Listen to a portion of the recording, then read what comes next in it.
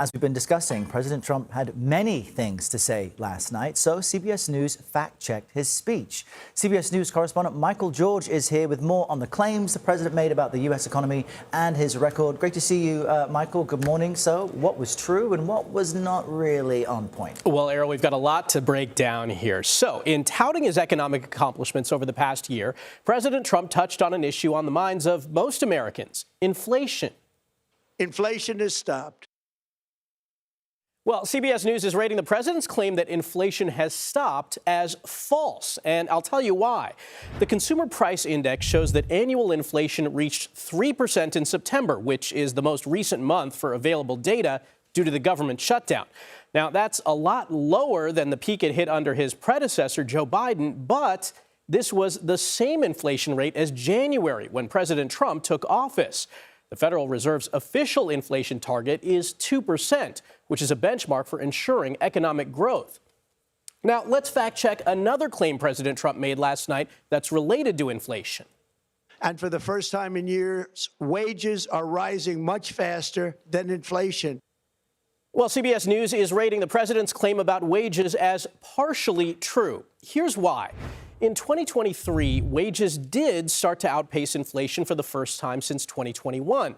But since then, wage growth has stagnated around 3.5%, while inflation has been steadily rising since falling to a low of 2.3% in April of this year.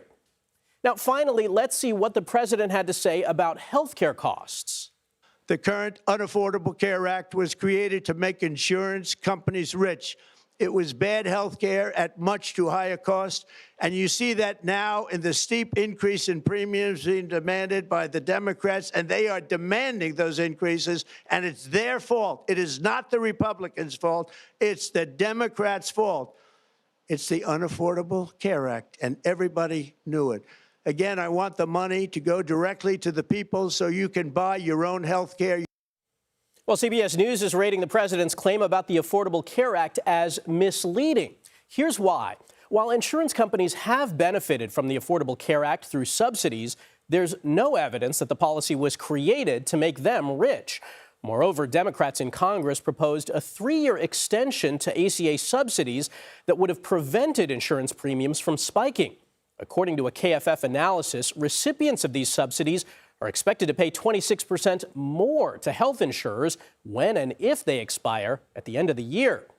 Now, Senate Republicans support sending money to Americans through health savings accounts instead of directly subsidizing insurance premiums. Errol? All right, Michael, thank you very much.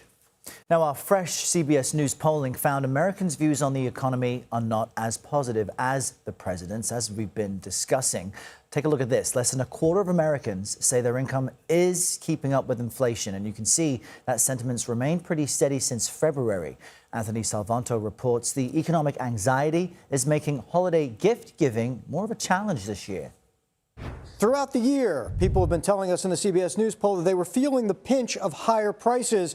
And turns out the holiday season, no exception. Majority of Americans saying in our latest that the things they are buying for the holidays are either somewhat or very difficult for them to afford. Why is that? Because those things, they say, cost at least a little more, if not a lot. So this isn't necessarily impacting everybody the same way. What we see is, as with so many things, those with relatively higher incomes saying it's a little easier for them to afford things for the holidays than those with relatively lower incomes, a story we've seen in spending throughout the year. Another part of this, of course, the holiday season always evokes emotions. By and large, people feel grateful and happy, much more so than they feel other negative emotions, though plenty also feel exhausted. But finances play a role in this too, because if you look at the people who say it's difficult for them to afford a lot of these holiday expenses, a lot of them also add stress to those descriptors. So big picture, where are we with the U.S. economy? Well, just under a third say that it's good. It's been low, those ratings, throughout the year. That isn't anything new. But what we do see here is when people look back on 2025 for them, Many say their financial situation got worse during 2025, more so than say it got better. About a third said it held steady. There is at least one bright spot here, and that is, as the holiday travel season ramps up, gas prices. Compared to the fall, more people say gas prices in their area they see as going down. I'm Anthony Salvanto with the latest from our CBS News poll. All right, time of joy, but also that of stress. Anthony, thank you.